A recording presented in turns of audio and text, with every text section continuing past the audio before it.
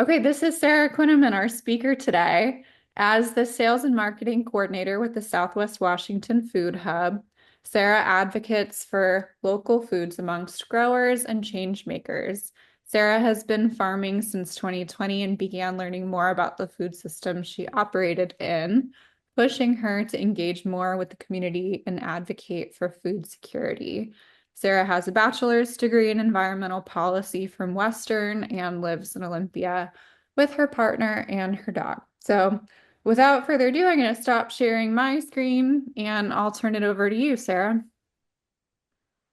Hi, everyone. I'll just go ahead and share my screen here. But first of all, I wanted to start off by saying thank you for having me. Thanks for your interest in what I have to say about young professionalism in the local food industry. I'm really passionate about this, so I'm very excited to be sharing just some insights, information, and an overall review of my year in a career workforce type position. So yeah, let's get started. So a little brief intro to me. I graduated from Western in 2022 after attending pretty much Zoom University. From 2020 onwards, it was a lot of online classes. During that time, during COVID, I started farm working seasonally, since that was the main work opportunity that I could find at that time, because it was socially distanced, and the farm that I started on was still able to pay me a fairly livable wage, which was really exciting. And that pretty much changed the trajectory of my life, I would say, was harvesting cucumbers for 3 hours a day in a greenhouse in springtime and summertime. Um, so since then, I graduated, and 2 years ago at this point, in the 2023, I had my first full year farming consistently, and I was able to do this. You can see in this picture right here. I was in Clark, Colorado, which is at extremely high elevation, and it was on a cattle ranch for these people who had a four-season greenhouse, which was some technology that I had never interacted with before. It was crazy. There would be 5 feet of snow on the ground, and you step inside this greenhouse that is shooting air for miles underneath a small square space, and spitting it back out into the greenhouse at a growing temperature. So we were growing tomatoes in June, or not June, in January. Um, that was amazing. I left the home ranch farm last May to work at the Southwest Washington Food Hub. And just a little thing about me, I love my dog. Here she is down here. This is Lady May. I love to read, and my favorite trope is a tortured female protagonist. And I'm a big fan of reality TV. So I wanted to start this off by breaking it into two segments. So I'm going to cover a little bit about the local food scene in Washington, agriculture in Washington State as a whole, before I talk about young professionalism, and how that's played a role in my career up until this point. So if you are just learning about Washington's agriculture, it's a very rich economy. Um, so you can see in this first bullet point, there are 35,000 farms, over 35,000 farms in Washington State. I've been going to some tabling events recently talking about the food hub and what we do, and why we do what we do.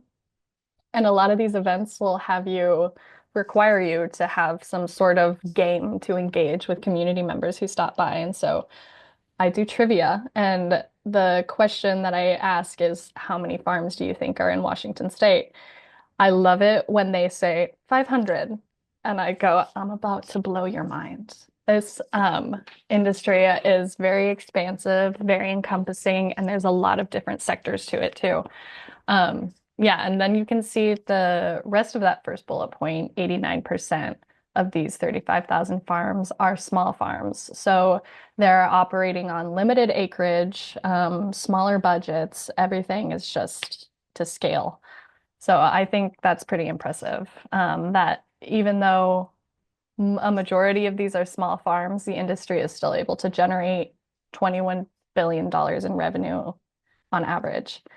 Well, for a good year. Yeah, so something that I'll also be touching on a little bit is the workforce. Agriculture and food manufacturing supports over 171,000 jobs just in Washington. And Washington, this is also one of my trivia facts. Washington is the #1 producer of apples, blueberries, hops, pears, and spearmint oil, as well as sweet cherries. So I feel like the spearmint oil is always taking people by surprise, but apples are a really big product in Washington state. The climate is perfect for it, and they're somewhat easy to grow. And if you do it right, you can have a very big harvest. Um, yeah, Washington is the second largest producer of wine in the United States, and they are also a big player in seafood production. And I think second only to Alaska is something that really stands out to me because Alaska does have a pretty expansive reputation for being focused on seafood and shellfish in general. And then I put a link to foodwise.org if anyone wants to scan that QR code. That'll take you to a website that Foodwise is based out of Northern California, so it's not related to Washington State, but it's just a resource that I think is very useful in talking about education efforts, community outreach efforts, when talking about agriculture in general, how it affects people's day-to-day lives, even if you don't work in the industry. So all of these facts are thanks to the Department of Commerce. So to focus in a little bit, local food in Southwest Washington is supported by these three, or not even three, like there are more than this, but these are just the ones that I wanted to graze over a little bit when talking about how local food comes to play when talking about agriculture within Washington State. And this is really something that drew me to this profession was the concept of food security and food assistance. So I'm sure it's probably not hard to imagine that a food secure household or individual is someone or a family who has regular access to affordable, healthy food. And I think that the key word there is healthy because a lot of the food that gets, promoted as accessible are foods that are not going to be great for your body. But, food is food, especially in times of economic uncertainty. I think that within the local food industry, and even the local food community, like people I talk to for work, there can be kind of a negative outlook on food that is mostly accessible to people who can't pay hundreds of dollars at the farmer's market every week to support their family. Like food still has value even if it's not fresh. However, fresh food and fresh vegetables and fruits and locally made crops or locally grown crops do have a lot of value, not only in their nutrient pack that they punch, but or nutrient punch that they pack, but also in the economic viability and families that they support through the industry. So I just wanted to talk a little bit about food security and food assistance. This is a study done by WA Food, which is a collaboration between WSU and UW. They do, I think it's yearly, they'll do a study with, I believe, around 5,000 participants, and they measure um, food security for these people. And yeah, we'll just talk a little bit about these bullet points. So, over half of households experienced food insecurity, and over 2/3 of households with children experienced food insecurity. Uh, Food insecurity will increase your risk of chronic disease, long-term cognitive development struggles within children, and also impacts on mental health. I think it's probably not too far-fetched to imagine that not having a secure and reliable access to food that's gonna feed you the best is takes a lot out of your mental health. It's stressful. You have to be thinking ahead. Maybe that takes time away from your work. It's just all food insecurity really plays into all aspects of life.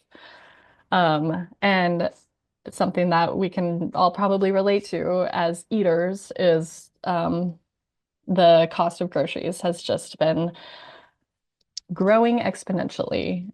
So, to cope with price increases, nearly three-quarters of food insecure respondents reported restricting the quality and quantity of the food. And I think this ties back pretty directly to the impacts on mental health and the stress that can come from food insecurity. So that means that you are focusing all of that energy onto feeding yourself or your family, and maybe taking away from your work or something that's also valuable, your free time, that time when you're able to do that personal development, personal enrichment, all of that stuff that I think makes us um, viable members of community. Um, so more than half of respondents reported being very concerned about future price increases. And I think if you're reading the news, like this is still very relevant, even though this study came out in 2024. Price of food being very up in the air, very not really something you can rely on is another additive to that mental health struggle of food insecurity. More than half of households used food assistance, with the most utilized programs being food banks and pantries and the Supplemental Nutrition Assistance Program, otherwise known as SNAP. And more than half of food insecure respondents were depressed or anxious, and almost all reported high stress. So, yeah, this ties again back into the struggles and the direct line that food insecure has on your mental health. And this is a resource that I just like to talk about. This is the Western Washington Food Systems Partnership. So this is essentially a network of people within the industry, excuse me, getting together and talking about struggles, successes, methods or tactics, or overall organizational development that has worked for um, their own business, whatever they're operating.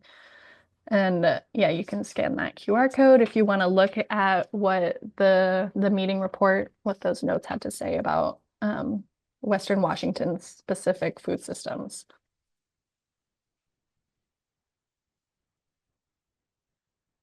So next, I'll just be touching on the red tape in agriculture, especially in the year 2025. So my experience within this industry over the past couple of weeks, it's extremely tumultuous, as I'm sure many people have experienced that same sort of uncertainty as federal funding gets really just kind of put through the ringer. There has been so many um, promises or yeses given to then be taken back. And something that I've seen that directly happen to is the LFPA or LFPP grant. So the LFPP is the Local Food Procurement. I think it's practice. There's so many acronyms, but this is the Local Food Procurement Act, the LFPA.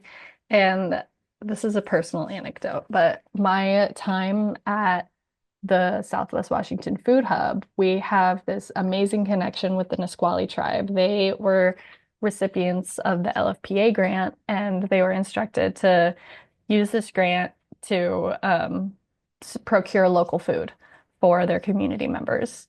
So the Local Food Procurement Act, it's pretty spot on with that title.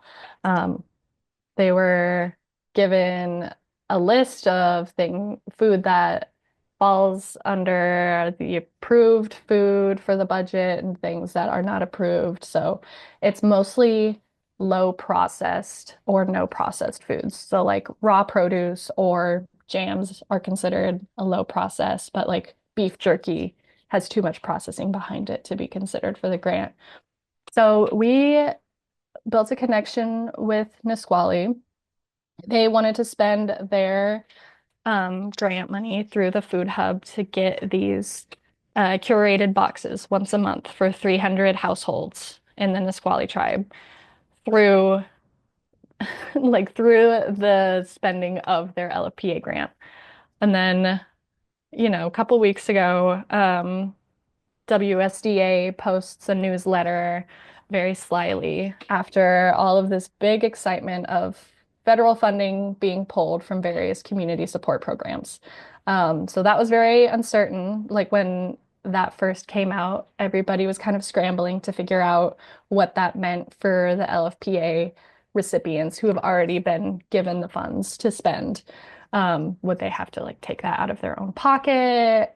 Is this like a complete termination of their grant um, award, or really like any question you can imagine?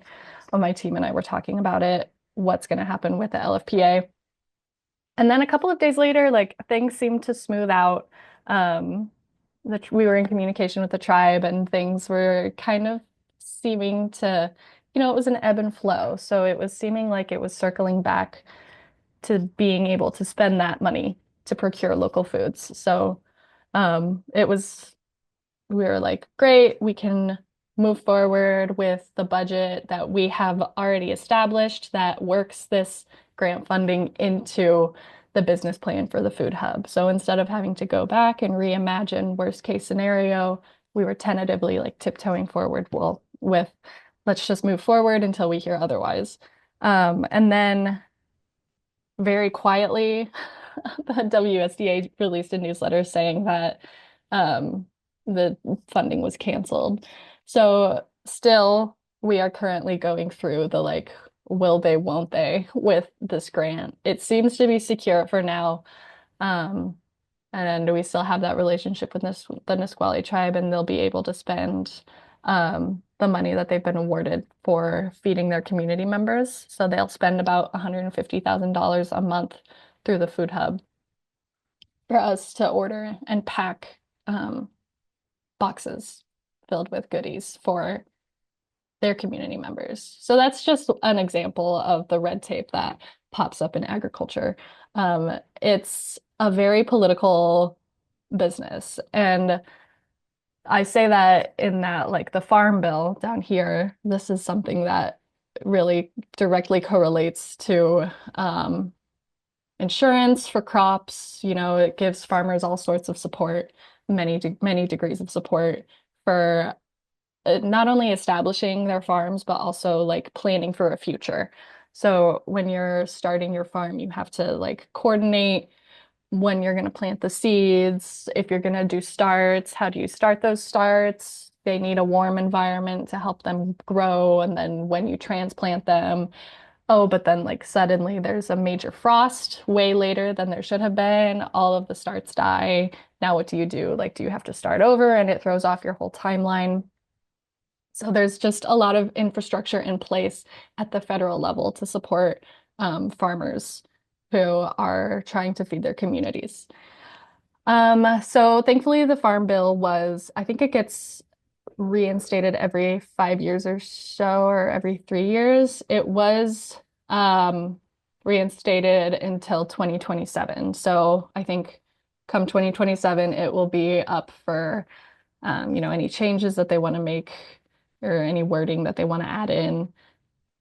But we should be good on that front for a little bit.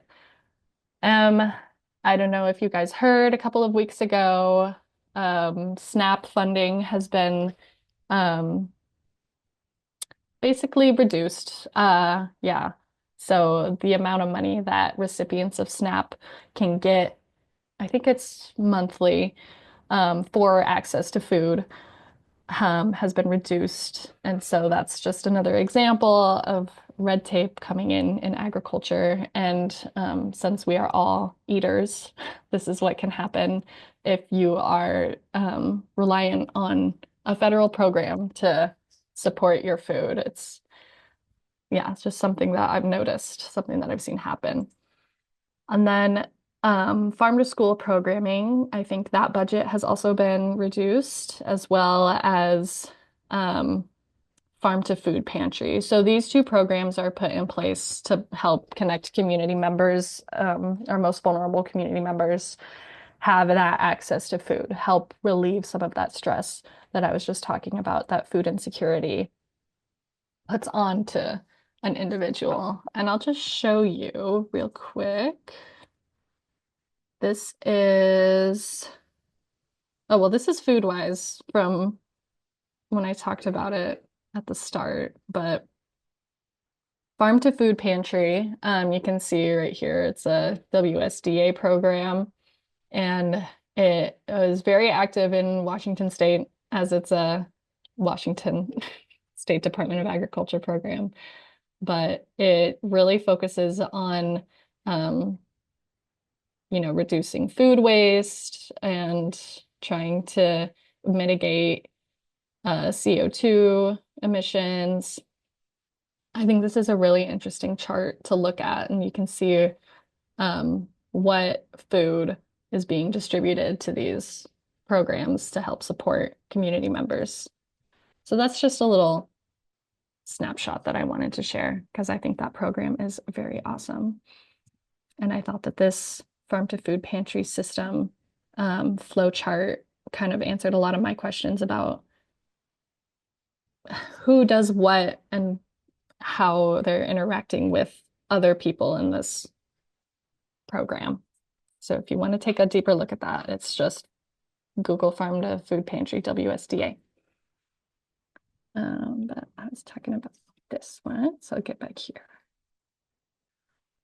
Yeah. And then these two bullet points at the bottom, I think, have been at the forefront for a while now. This is not just a 2025 issue, but farmers setting their own prices for their foods.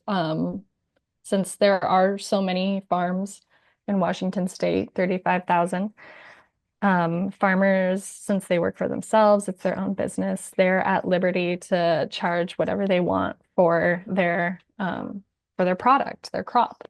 And it really varies. So farms that have certified um, or farms that have organic certification, you tend to see them charge a bit more just because the practices and the labor that goes into that certification are very intense, very different from traditional farming. So you have not only the process, the work that goes into getting certified, it's very laborious. It takes a long time. The paperwork is just messy. And from what I've seen, more farms these days are opting to not have organic certification just because it is expensive to maintain, expensive to acquire, and very time intensive. But they will use those same practices that the certified organic farmers use on their farm, and they'll say just organically grown instead of certified organic. So farmers setting their own prices and being a direct respondent to uh, whatever's happening in the economy at that time has been very, very dynamic, especially within the past couple of weeks. As we approach the growing season, I'm really curious to see how our farmers in Southwest Washington are going to react to the supply chain that we've been seeing in the news. What's going to happen with how they're going to set their prices. And then the agriculture industry workforce. Obviously, Washington has a reputation for agriculture, and there are a large population of Latinx workers who are, oftentimes large farms, large traditional farms, industrial farms can get away with not paying livable wages or having any sort of benefit. And so already putting a vulnerable population in a bad spot economically, I think that this is just the workforce I've seen. It's going to be more and more tricky to navigate in the future. Um, Even with farms being able to pay their employees and what they're able to ask of their employees in terms of like work hours. It's just a very interesting dynamic. So this is some of the red tape that I've seen in the past couple of months working in this industry. Moving on, after that, I like to sandwich it by some really exciting local food scene happenings that I interact with. So I'm sure a lot of you guys know about a lot of these organizations as they're kind of staples in Washington. But Farm Stand, Local Foods, and Tilth Alliance and Food Lifeline are based out of Seattle. Um, yeah, Farm Stand Local Foods, I really like their business model. They are started by one of the founders of Puget Sound Food Hub. He has branched off and has been working to start pretty much a very similar business, but I think maybe with a different approach. I'm not too sure, but I liked their mission statement where we aim to be a reliable distribution and sales partner for local farms and buyers, cultivating demand to improve the prosperity of farming on Seattle's urban fringe. By maximizing the volume of product moving from Seattle's neighboring farmlands to Seattle's commercial kitchens and well, retailers. This model, the wholesale model that they're talking about, I think really resonates with a lot of commercial kitchens and retailers. Some of you probably heard Chef Tracy talk a couple of weeks ago. Truly a legend in Thurston County, especially, but a great mission from South Sound Fresh. It's kind of similar to Farm Stand Local Foods, but more so on the direct-to-consumer side. Although Chef Tracy is really unique in that he provides that commercial kitchen space for people to practice recipes. And I've been to some workshops at his space where he will show um, people from different school districts how to cook raw foods for a big quantity. So he's just really amazing in that effort that he's promoting. A lot of you probably know about Grub. I think that Grub and Tilth Alliance are very similar in their practices. They do a lot of education base. And so part of the beauty about local foods is that it really has the capacity to bring people together. And I think sharing in the process of growing or in the process of building a garden bed, you really have the opportunity to learn more about what local foods or homegrown foods can provide for you or even your community if you have the capacity. So I'll just read Tilt's mission statement. Advocacy, education, and collaboration are the primary strategies in our work. Tilt Alliance uses farms, gardens, and kitchens as classrooms where all people from backgrounds can learn to grow, prepare, and eat food in ways that are ecologically sound, economically viable, and culturally appropriate. Um, Tilth, you guys should follow them on Instagram. They have a lot of amazing opportunities to engage with local foods and engage with community members. And I think, yeah, like I said, education is one of the pinnacle parts of local foods. Link Foods, they're based out of Spokane, and excuse me, they're a food hub as well. So they do a lot of the work, a lot of the similar work that we do at the Southwest Washington Food Hub, which I'll get into in a minute, but they just have it on the other side of the mountains. So in total, I think that Washington has about 5 food hubs, maybe more. Most of them are on the west side of the mountain range, but the community and the network that we've been able to build within just that small group of people's professions has been really exciting to be a part of.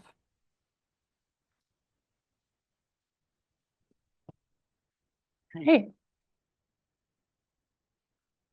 so what is a food hub? You might be wondering after I just talked about them a little bit, but just a brief intro to the food hub, the Southwest Washington Food Hub. We are cooperatively owned by, this is wrong now. We just approved 3 new member farmers. So we are cooperatively owned by 38 member farmers. And what that means is these farmers will establish their farm and their business model and get their insurance situated and everything. And then if they want to, they can send in an application to the food hub. And because it's a co-op, we have a steering committee and a board of directors. So those farms' applications will be reviewed by our board of directors, and then they will um, either approve it or not approve it. I think 100% of the time so far, the farms have been approved. And then they will pay their co-op dues, and now they can start selling through the food hub. So, um, what that means is the food hub promotes itself as an opportunity for farmers to have a more direct line to these wholesale and direct to consumer markets. So, that really ties into the formation of the Food Hub. It was formed in the summer of 2020 as a COVID response to create new markets for the farmers. So a lot of these farmers will do their business selling wholesale, as that business model is the easiest to maintain, as opposed to a CSA box, which stands for Community Supported Agriculture. And since a CSA box, community members will sign up at the start of the season and receive basically a weekly vegetable subscription for the summer. When they do that, for farms, the funds that they get at the start of the CSA upon sign up, those funds are typically used to buy the seeds, buy any irrigation system that they need, basically to set themselves up for a successful season. And that would be the direct to consumer market. So it's a little bit more labor intensive. You really have to make sure that the quality of your product is pristine because it's going directly into the consumer's hand and not, to a kitchen where it will be processed or sauteed and put in front of someone on a plate for them. Yes, so we were starting this business as a COVID response since schools, restaurants, a lot of these wholesale accounts were shutting down because of COVID. We offered them the opportunity to reach out to markets through our CSA model. We call it a harvest box. Since we're not allowed to call it a CSA because the funds that we get at the start of the sign up are not used for seeds or irrigation. Um, so the farmers were this group of farmers got together and or not created, but took this business model as an opportunity to support Thurston, Lewis, Pierce, um, Mason, and Gray Harbor counties. So we are based out of Chehalis in Lewis County, but we do operate, like deliver, have farms in those other neighboring counties as well. So that's just a brief intro to the Food Hub. It's a really cool business model, something that I feel really passionate about. I wrote my senior thesis in college about food hubs as a means of community support in times of climate disaster. If any of you remember the fire season that Washington had in 2021, I was living in Twisp in the Methow Valley during that time when Highway 20 caught on fire. And so seeing a lot of displaced community members and being supported by those community members when I needed housing for evacuation reasons, I really did see a community of farmers making up a food hub as a means to get through just the hard times. I'm a big believer in community support. And so when that opportunity was, or not opportunity, when that event had happened, it was really eye-opening to me to see that in times of strife, it's essential to lean on your community members.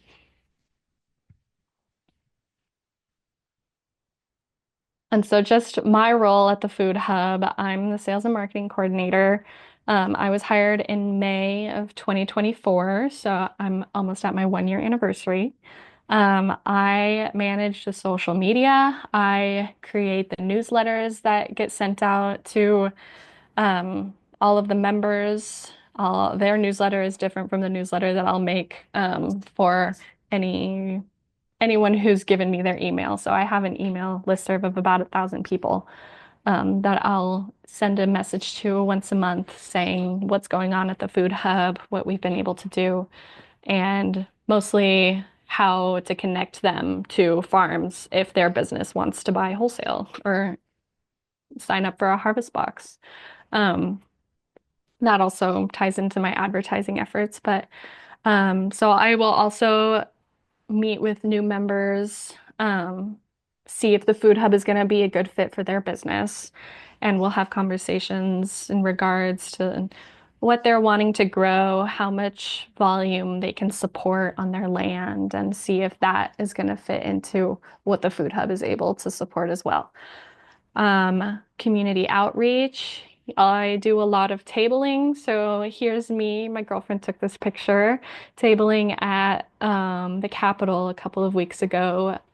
The Farm Bureau was hosting an event and they asked the Food Hub to come and just celebrate local foods. It wasn't supposed to be any sort of political activism or anything. We were just all standing in community, and there's a way off over on the side of the picture. There was a free market going on, and so everyone was really excited to share in the prosperity of local foods. And so I'll go to these events, or I went to Thurston County Earth Day. Tumwater Elevate Fair is coming up. I'll be there if you guys want to come say hi. But putting the word out about the food hub, what we do. Um, yeah, that's me. And so this is just a quick overview. This is the young professionalism part. These are the things that I wish I had when I was getting into this field, getting into more specifically the workforce of this field. GIS, informational sciences, geographical informational sciences. I took a class in college. It was COVID. I hated it. Turns out on a lot of these job requirements that you look through, if you're interested in this field, a lot of them will have some degree of GIS requirement. So if I were still in college, I would be doing this. My girlfriend is actually getting her GIS certificate now at Evergreen. So I think that that's just a really good use of time and can come in handy so much when you're applying for jobs. Coding fundamentals. I am not a tech girly, but this would have been so useful being able to say that I'm familiar with JavaScript. I'm learning all of this now as I'm trying to redesign our website, but having this like foundation under my belt would have been really, really helpful. And I think that that can be said for a lot of industries as well. Um, so really just if you have the time or space in your class load, look into something like that. Grant writing classes. I think it speaks for itself. This is a skill, and grant writing is so, so valuable. If you want to do the work in the field of community support or any sort of industry that's based on funding from outside of private resources, take a grant writing class or keep track of the grant writing opportunities that come into your world. Like just write down any money you've earned from former grants, like have this information handy. Fieldwork slash practicum. This was just, I was really grateful for the opportunity to work in my field, my farming industry before I started advocating for local foods. I also think that this field work, like the experience that I have farming, gets me a lot of brownie points from the farmers I work with. That is a community that I connect with. We work together super frequently, and I think them knowing that I actually know what I'm talking about when we plan their crops, when we plan out what we're going to want to buy from them in the future, because this is what's sold I can say like carrots are pretty easy. Like, please, we love carrots, and they'll, I feel like, actually take what I say seriously. Um, and Toastmasters or really any public speaking classes that you can take are so useful. I am not a public speaker by trade. I actually am not a fan of it either, but it's very, very useful to feel comfortable in front of groups of people. So being the sales and marketing coordinator, I have to talk to people a lot. And having my wits about me for the most time. I'm definitely still learning, but any opportunity to practice is so valuable and it really does pay off in the long run. I had the opportunity to give a little speech in front of about 80 people at the Community Farmland Trust dinner a couple of weeks ago. And it was so nice because people were coming up to me after and saying that I did a great job speaking in front of them, which was just, I didn't even tell them to say that.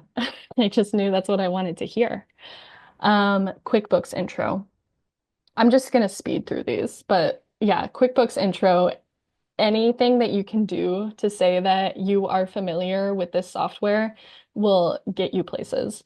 And I'm finding that out the hard way because I am not familiar with QuickBooks, and suddenly, or not suddenly, but my work is asking, as the sales coordinator, it would make sense for me to be on the accounts receivable end, kind of overseeing, managing that cash flow that is really, really crucial to the success of a business.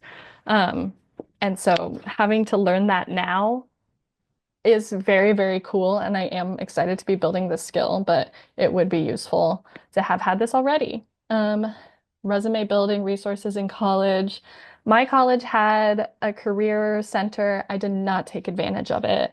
They did not help me build my resume. I got no support for cover letter writing, and I really, really wish I had. Um, they have it for alum too, so I think I'm gonna go back and tap into that as a resource, but I think that that is super crucial. Um, yeah, there's plenty of online resources for professional development, just things that you can put on your resume to beef it up would be very helpful. And informational interviews, I think just if somebody has like your dream job, emailing them, telling them that, and asking for 20 minutes of their time to talk about any concepts you want to cover. Um, I think that that is so important. And then maybe that person would be willing to take on a mentor role for you, and you could put that name down as a reference on your resume. This is something that I think is becoming increasingly important. Um, Gathering enough references for if you need even a grad school application, like having these people who are willing to vouch for you as someone who works hard or just someone who's easy to work with is super important. So I wish I had taken that more seriously. And then in terms of young professionalism, these are just some of the things that I have used to build out my sense of self, my identity. I've heard the defining decade. I think it might be a little outdated. Like when I was reading it, I was like, I have some questions about this, or I disagree with some of these things. But she asks some pretty critical questions that really drove me inward. And I think that like having that really strong sense of self and being confident has been the biggest resource for me in my early career. So I have gotten asked 3 times now in professional settings how old I am. And I think that might be illegal. I think it's highly inappropriate, and I've always diverted it very professionally, and just not been able to not give a real answer. But it is very interesting that this pops up because the people that I'm working with are farmers. They've been farming for generations sometimes. And so these people will be just curious that like a young person, that they're talking to a young person. I don't know. It's just something that I've been really thankful to have as a strong sense of self in my 20s. And this emotional intelligence and using the law of attraction, it's a little woo-woo, but really, if you're looking to build like your personal development, understanding that what you are manifesting and what you are searching for is also searching for you. So I think that that's really what drove me to the position I'm in today.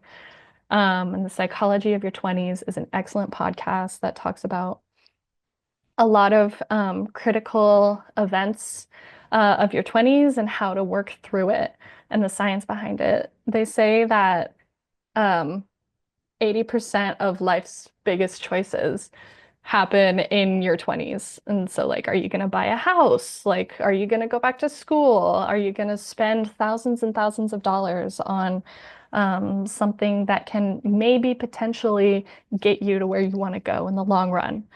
Um, yeah, so I think stepping into your 20s, stepping into your early career, knowing yourself and being confident that you are the workforce that your employer needs is critical to feeling like you can do a good job at your work. Because imposter syndrome is real. And I'll just end with my local food job boards. So I spent 2 years applying to over 100 jobs. I have a spreadsheet that I could pull up. It's very depressing. It's a lot of no's. I didn't use ChatGPT to write a single cover letter, which I'm very proud of, but these are the job boards that I was checking every single day. Um, or not, yeah, I was checking them every single day because occasionally a job within where I'd be willing to live or a pay range would pop up. And so I would apply to it. And if you want, I made it public so you could scan the QR code and have access to it because this has been my most useful tool. But thank you guys for listening. That's all I had to say about young professionalism and the local food scene. Mm. It's first of all, I think that I need to follow up on this, but I do think it is illegal for them to ask us that. And so I'm very much I'm a Libra. I'm not here to take things too seriously. And so the way that I've been responding to it has been a lot of like, I'll either say of like guess or, and then just kind of work away from the angle slowly until they forget about it. Um, but most of the I'm able to say that because I have that relationship with those colleagues of mine. Um, most of the time I will just say, yeah, if I'm not saying guess, I'll say something like, I don't want to tell you. And I think that the blunt honesty really is surprising to some of this older generation, which I do love them. All of my coworkers are very valuable to me. It's just navigating this work dynamic. We're all doing it. Yeah. Yeah, that's tricky. Most of the time, I don't think we've had to kick any farmers out. Does that kind of answer your question? Um, it's since they are paying dues, they pay $200 in co-op dues, and when they sign up, they pay $100 in common stock fee. So most of the time, the farmers will be like, "Well, we didn't sell $200 worth of product through the food hub this year, so we'll probably just not renew our application, and they won't pay the 200 dues for the following year." I would say that that model has been really, really not only helpful in not having to avoid those like tricky, maybe even emotional conversations, but making it a completely autonomous decision, which I think is really valuable. I know that the farmers value that too. Being able to say like, well, the math isn't mathing. It doesn't really work for us to be spending $200 to you if we're not able to sell $200 in product, at least. So it's usually self-inflicted. Mhm. That is a really good question. I love to chat. So I'm not a public speaker, but I will ask personal questions. How did you get into farming? What drew you to this profession? This is specific to the agriculture industry because farming is it draws a very particular type of personality, a very pinpointed like person will choose to go into business as a farmer. And that since I've spent so much time around um, farmers, that community, I feel confident in knowing questions that they would understand or questions that they would want to talk about. I find that most people, not all of them, are very excited to talk about themselves and why they chose farming or why they are interested in a co-op. Um, because it is usually a decision that's extremely thought through and has a lot of context and background to it. Um, and that I know ask questions is not a good advice, but I would say that the Northwest Cooperative Development Center has also, it's also a great resource for more specific um, co-op questions. And that is just downtown. Our Evergreen intern that we have at the Food Hub, Emery, is amazing. Also interned at the Co-op Development Center. And they said that that place taught them everything they know about co-ops, and they are just a wealth of knowledge. Um, so if that would be a resource that has a little bit more insight on, I guess, legitimate legitimate interactions with more than just an agriculture co-op. Thank you. The Northwest Co-op Development Center also worked with us to develop our Sustainable Co-op Development Certificate. That's Yeah, also, they're great. I hear nothing but good things about them. yeah. And Greeners work there. Oh, no way. That makes sense. So That then totally checks out. it absolutely does. Yeah. Yeah. Let me think about this for a second. What advice would you give to a young regenerative farmer living in a poor rural community? I think it really depends on what you want the outcome to be. Like, are you wanting to feed your community? Are you wanting to interact with them? Like, these are the questions that I think I would have if I were in that position. But mostly, I would say if it is a poor rural community, food insecurity, like I touched on, could be a topic of concern for a lot of people. Um, or any sort of opportunity that you could give to share in bounty, of course, considering limitations of pricing and what you can afford to share. I think that really ties into the co-op model also, which is why I was drawn to community support and co-op. But I think like allowing people into your space and onto your farm and explaining your practices and um, maybe sharing your knowledge would actually be one of my biggest pieces of advice if people are wanting it, of course. But like I said, education within the realm of agriculture is crucial to survival, I think, especially when, it can feel like end times out there with the economy and everything that's going on. It's craziness. And so really showing up for your community in the ways that you can while also making sure that your health and your wellness is at the top of the list. Yeah, I don't think that's very good advice, but that's what I have to say. Yes, I will say that that concept shows up so much more in the new farmers that I interact with, more so than the older generations. I love older generations also. I don't want that to ever be like, I think it's this notion of ownership and property and like fence lines and things. Um, like even my dad, he grew up poor and he was able to like pull himself up by his bootstraps. And I think that that notion has been so, so ingrained. Like I remember learning, I think my elementary school made us do a play about the American dream. Like these things have been so ingrained into us for so long that of course that gap is going to be blaring. Um, should someone else come along and be like, well, actually, if we share the wealth, it lifts us all up.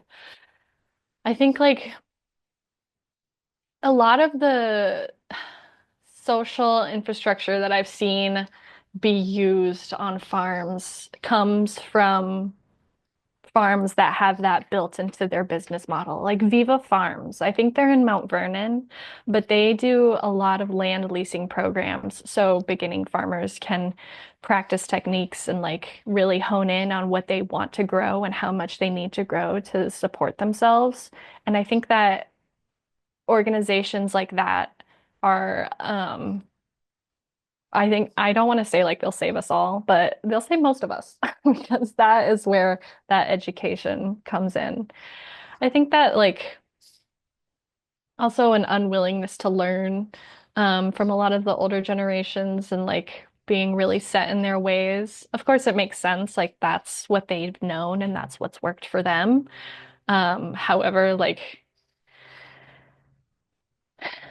starting a farm or like even being in your 20s or like being a college student, like these things look so different than they did 50 years ago or even 20 years ago. You know what I mean? Like the world changes so much and having that willingness to adapt to it is crucial for sustainable survival. I think that the whole concept of ownership um, really, yeah, like I said, really plays into that gap of knowledge when it comes to social infrastructure. But I think, yeah, I don't know. I don't know, honestly.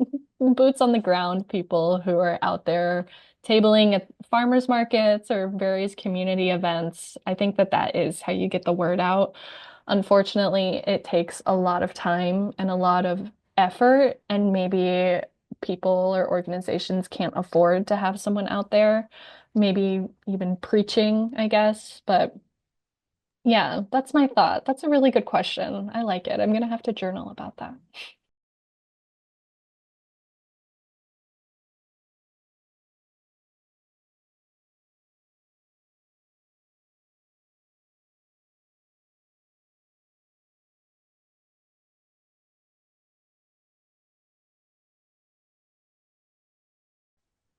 I love that. That was really poetic. Yeah, thank you.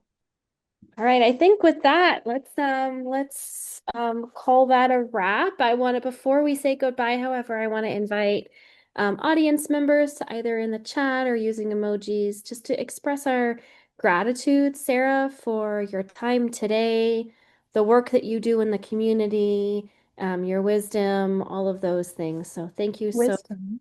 much for yeah. Lots of Thank, wisdom in that lecture.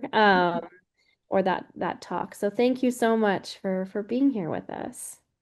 thank you guys, and thank you so much to people who asked questions and even just listened. That's very, very cool. I am putting this opportunity on my resume.